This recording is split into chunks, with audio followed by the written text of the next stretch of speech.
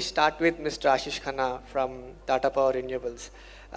Mr. Khanna, you are in a uh, very special situation today when it comes to supply chain.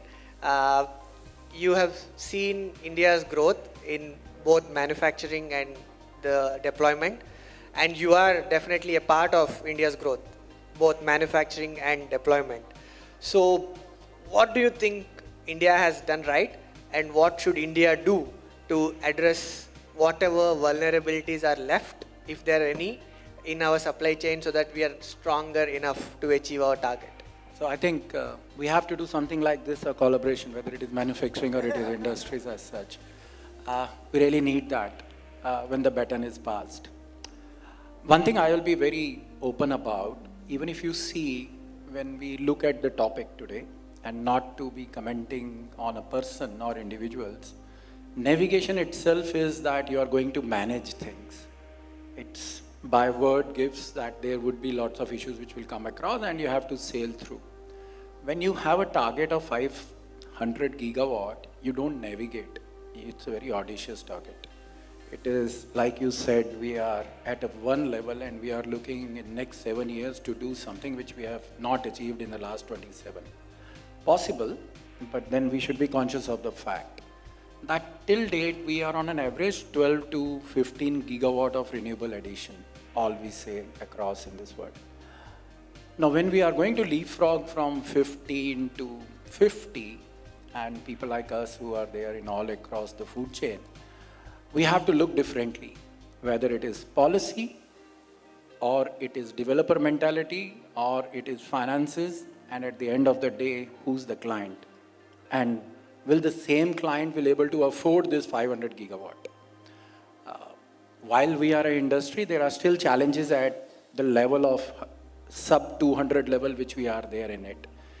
Now increasing it means that we are increasing the risk or the degree of difficulties, or we are going to ease it down. Because at the end of the day, it's business for many or for everyone who's a part of this industry.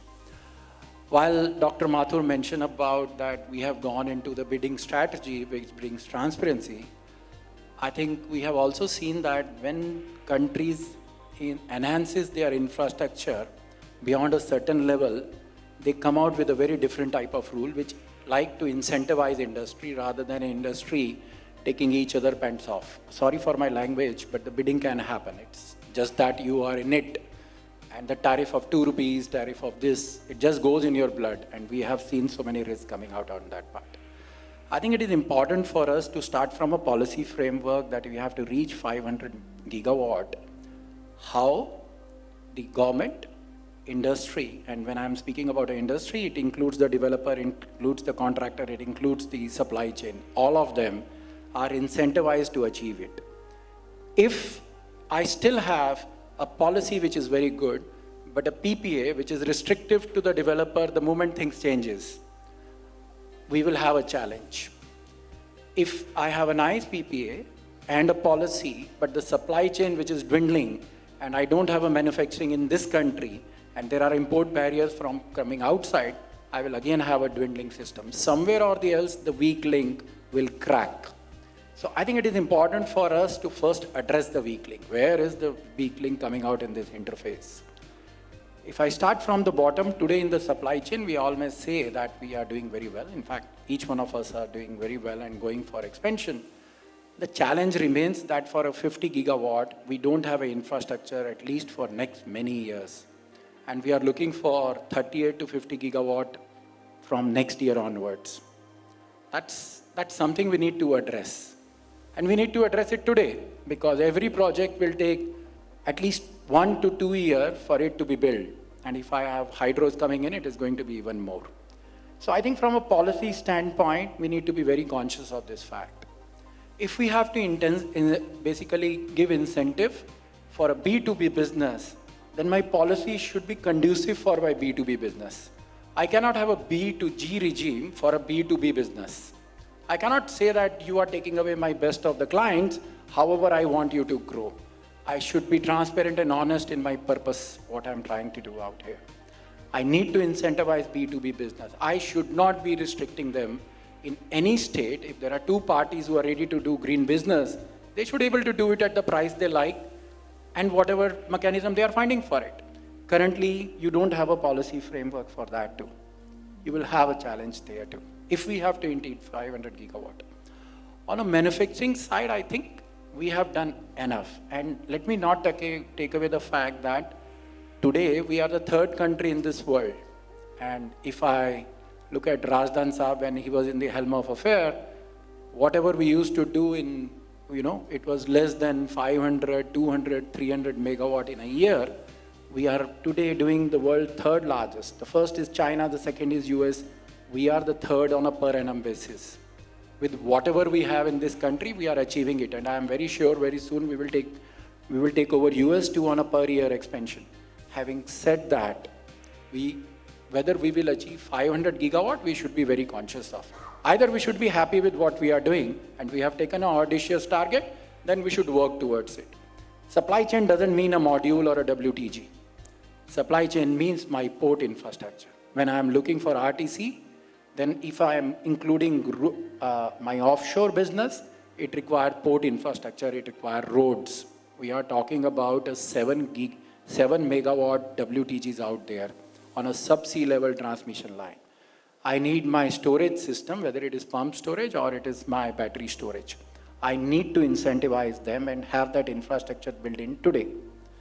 So in my view, if you ask me, navigation will make us reach somewhere. But if we are really very serious about 500 gigawatt, we have the potential. We have all the wherewithal in this country. We have the people who has the enthusiasm. We have the businessmen who is ready to do it. We have a government who is giving a very high target. And there is all the paraphernalia which is there. However, this interfaces and the weak link need to be worked upon rather than we browbeating on those which we have succeeded. I think that's something which we have to work towards that can come out in open.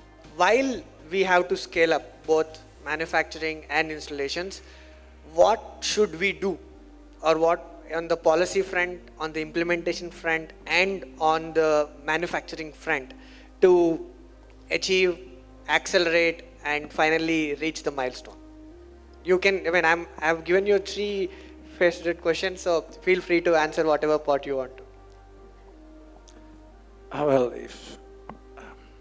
I don't know, it's a 3-part question to be answered in sub 3 seconds.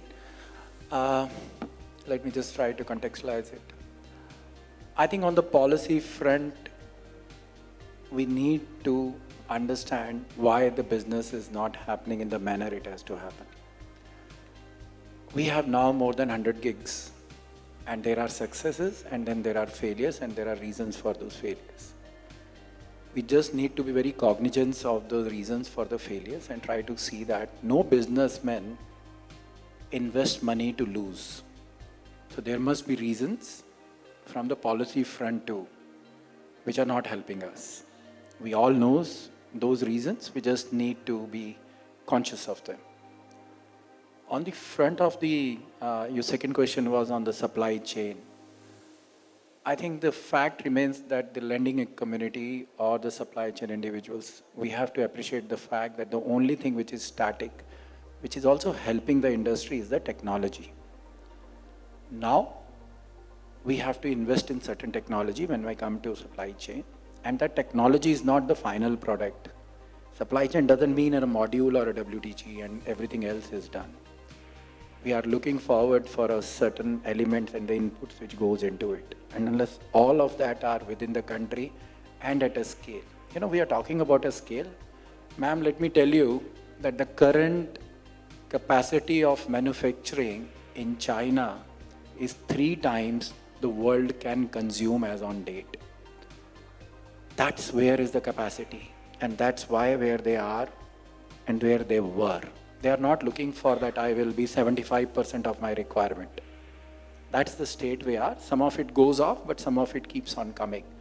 And they have invested a lot on those technologies too, on the innovation part too, and incrementally trying to do it. And that's why there are many companies which are successful. Some of them are not in that process. I think the third part which you mentioned about is the business has to run, whether it is B2B or B2G, when the receivables are coming on time. There is a predictability of return. Unlike the thermal or any other sources of power, there is nothing which changes once you have set the project.